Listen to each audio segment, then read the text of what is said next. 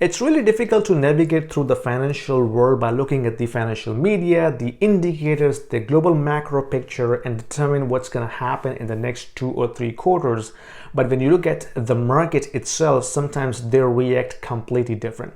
So according to rate.ca, people are opting for variable rate mortgages more than the fixed mortgage rate. And the uptick of variable rate mortgage has gone up to 13% in the month of July compared to 3% in the month of June. And this is Canada, right? So the people are betting against Bank of Canada's rate hiking cycles, and they're believing, or they're gambling and betting against that and thinking that we have reached the peak of the rate hike cycle, and from here the rates will go down. This is the gamble that they're having and choosing to take on the variable rate mortgages. While it could go either way, like when we saw the inflation result yesterday, it looks like inflation seems to be sticky and hovering around the 3% mark.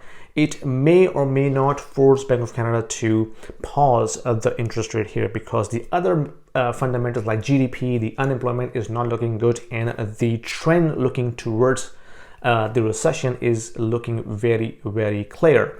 So whether Bank of Canada do this or not, people are betting against that.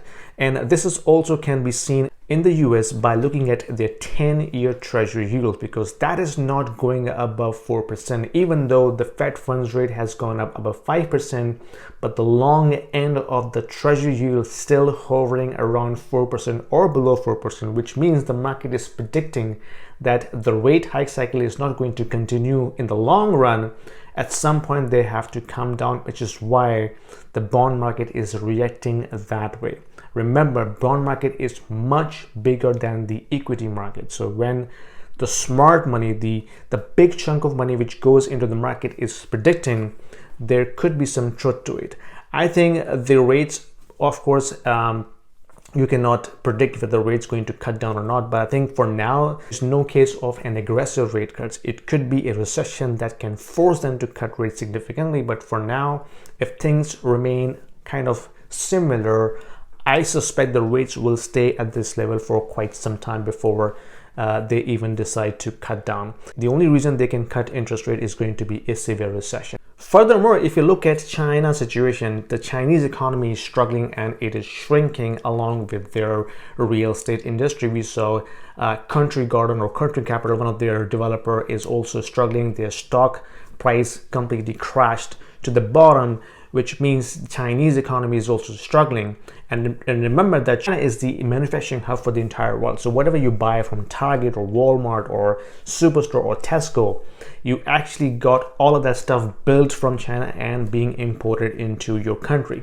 So if China is struggling to keep up with the orders, which means the world who buy the Chinese goods, like the Western countries, like Europe and Japan and China and US, they're not buying those stuff anymore. So their purchasing power is being decreasing, which is why we can see it's an indirect reflection of the Western economy as well. Keep in mind, this is all part of the global macroeconomic picture, and that is also slowing down, which means US, Canada, Europe, everybody's economy is also going down with that. At the same time, Michael Burry, the legendary investor, is shorting S&P and NASDAQ, which means he knows something which pretty much the rest of the media is ignoring. And if he's shorting the big indexes, that means something he's believing is going to bust, and he is looking to make money out of it. Anyway, this is just me sharing my thoughts with you. Let me know what you think. If you like this video, give me a thumbs up, subscribe, and I'll see you in my next video. Thank you.